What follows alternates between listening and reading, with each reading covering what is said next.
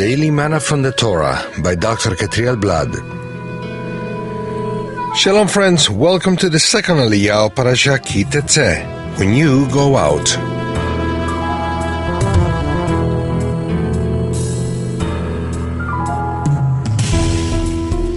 This Aliyah is found in Deuteronomy 21 verse 22 to chapter 22 verse 7. Today we'll be covering verses 6 and 7 of chapter 22.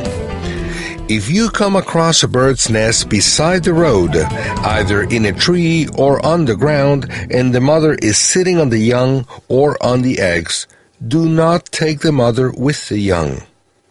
You may take the young, but be sure to let the mother go, so that it may go well with you, and you may have a long life. Why is there such a great promise in such a small commandment? The Eternal promises a prosperous and long life to all those who won't take the mother with the eggs or the young from a nest. It is a very big promise, similar to the promise that is connected to the commandment to honor one's father and mother in Deuteronomy 5, verse 16. In other words, the one who honors his parents will have a long life and it will go well with them, and the one who doesn't take the mother together with the eggs from a bird's nest will have a long life and it will go well with him. Isn't the commandment of honoring the parents much more important than that of letting go of a bird when taking the young or the eggs from its nest in case of need? Then, why does the Eternal give the same promise for the fulfillment of these two commandments? This teaches us that it's not sure that a reward for keeping a commandment that we consider big is larger than the reward for keeping a commandment that we consider small. If they are commandments from the Eternal, they are important, in spite of them being significant or insignificant. That's why we shouldn't underestimate any of them. Another thing that we learn from this is that cruelty against animals prevents the blessing from the Eternal and even shortens life. The animal creation is wonderful, and the relationship of love between a couple of birds, when they devote themselves to each other and they make a great effort together to prepare their nest for the young, and the devotion these creatures have for their offspring, speaks about the love of the Eternal. Only the fact of seeing how a mother bird sacrifices herself for her offspring deserves our respect. The insensitive person who doesn't have limits when he needs to exploit the animal world has a cruel character.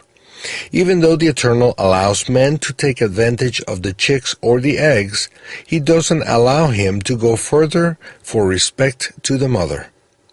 The mother has to be set free to be able to have more offspring. This procedure is a display of respect to the birds and to the Eternal, as well as to the natural ecosystem of creation. By finishing off the mother as well as her offspring, an ecological imbalance is created which affects not only the earth, but also man's life in it. So, on the one hand, the man who respects this commandment will have a sweeter and less cruel character which will bring him blessing and long life, and on the other hand, he will lead to take care of nature in such a way that the ecosystem's balance is not affected, which would otherwise have a negative impact on men's life conditions. Men were created to interact with nature responsibly, not to exploit it irresponsibly. By setting a limit in the exploitation of animal and plant life so that they can continue to reproduce in a natural way, men will become more prosperous and will enjoy a longer life.